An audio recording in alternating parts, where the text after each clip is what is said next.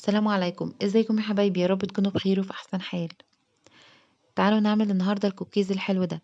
كتير مننا ما بيظبطش معاه، ويا اما بيطلع مندغ يا اما مسكر قوي يا اما ناشف.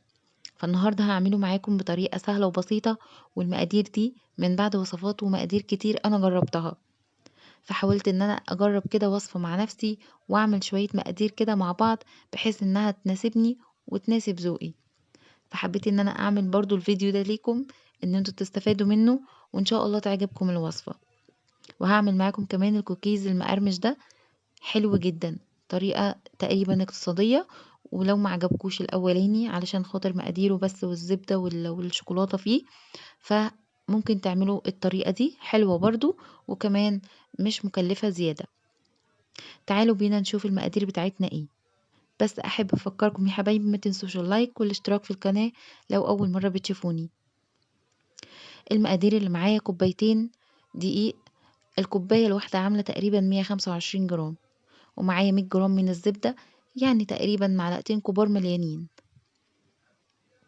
كمان معايا بيضتين بدرجة حرارة الغرفة، أقل من نص كوباية سكر. السكر اللي أنا استخدمته حبيبات ناعم، ما استخدمتش سكر بني خالص. وهي بس أقل من نص كوباية سكر، يعني تقريبا كده ربع كوباية ومعلقة. كمان معايا باكيتين من الفانيليا، وربع معلقة صغيرة من البيكنج صودا، ممكن تستبدلوها بربع معلقة من البيكنج باودر. وطبعا الشوكولاتة اللي انتوا تفضلوها، انا استخدمت شوكولاتة دريم، ممكن تستخدموا اي شوكولاتة انتوا عايزينها. واستخدمت كمان الشوكولات شيبس، ممكن تستخدموها هي بس. المقادير زي ما انتوا شايفين كده. انا هضيف البيض والزبدة والسكر مع بعض، وهبدأ ان انا اضربهم كويس قوي لحد ما لونهم يفتح معايا. بس مهم هنا في الوقت ده ان البيض والزبدة يكونوا بدرجة حرارة المطبخ. تمام. بعد ما ضربت بقى الزبدة والسكر مع بعض، هبتدي ان انا اضيف البيض، وبعد كده الفانيليا، وهضربهم لحد ما لونهم يبقى فاتح معايا. انا هنا استخدمت المضرب السلك، ومش ضروري خالص ان احنا نستخدم مضرب كهربي او خلاط او عجان او الكلام ده. تمام. هضيف هنا الدقيق كوبايتين. انا عايرت الدقيق والزبدة بالكوباية اللي هي بتاعة الشاي، اللي هي العادية، المج الازاز. تمام. موجودة في اي بيت تقريبا يعني. وهنا هاخد بس ربع معلقة من البيكنج صودا، طبعا قلنا ممكن نبدلها بالبيكنج باودر. وهبتدي اضيف الشوكولاتة. طبعا هنا الشوكولاتة انا قطعتها قطع صغيرة،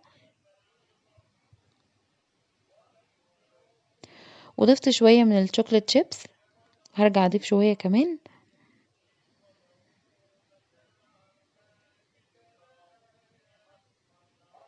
هقلب بقى كل المكونات دي مع بعض كويس.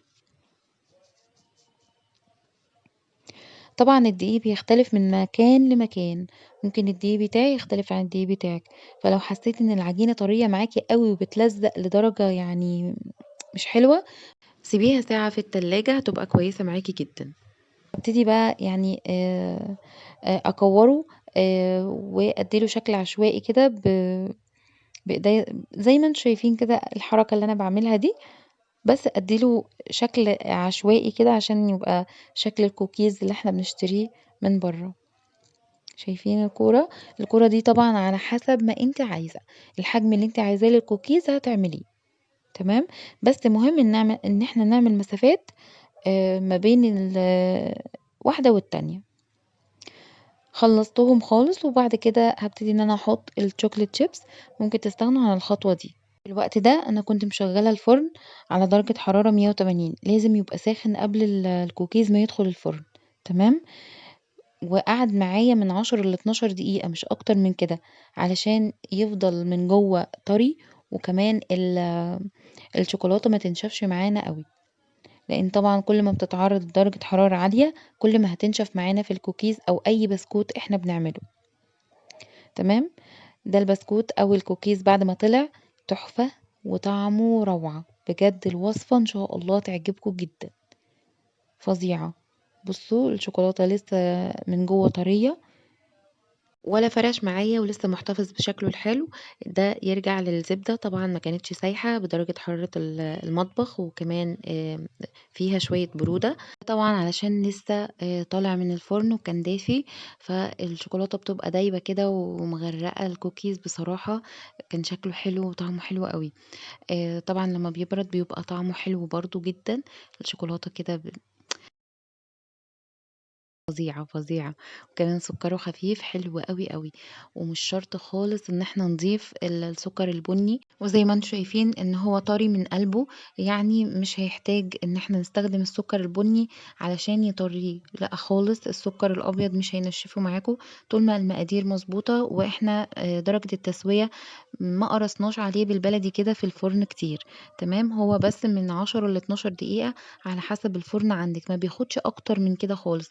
هو أخد معايا 10 دقايق، وكان الكوكيز في منتهى الجمال زي ما أنتم شايفين، ولو حابة تستخدمي السكر البني بس مش متوفر عندِك، هتجيبي شوية سكر أبيض حبيبات اللي هو الناعم، وتضيفي عليه معلقة من العسل الأسود هيديكِ نفس اللون، ولكن أنا شايفة إن هو ما لهوش أي لازمة خالص. ده الكوكيز المقرمش إن شاء الله هاسيب لكم المقادير بتاعته في صندوق الوصف، هي مختلفة شوية عن الكوكيز الأولاني، المادة الدهنية يعني خليط بين الزبدة والزيت، وحسب ما أنتِ عايزة تكتّري الزبدة أو تقللي الزيت أو العكس، وكمان البسكوتة بتبقى مقرمشة شوية عن الكوكيز الأولاني ما بيبقاش من قلبه طري. وبرضه طريقة التحضير بتاعته زي الأولاني، بنحط برضه الزبدة والسكر والبيض مع بعض ونضربهم لحد ما يعملوا فوم، وبعد كده بنضيف المواد الجافة عليها، تمام، ودي طريقة التسوية بتاعتي، أنا باحط على الرف الشبكة وتحتيه الصاج بتدّيني تسوية هادية ومضبوطة، جربوها تضبط معاكم جدًا في المخبوزات كمان وفي البسكوتات. وبس كده ده كان الفيديو بتاعي، شكرًا على وقتكم وأشوفكم على خير إن شاء الله في فيديو جديد.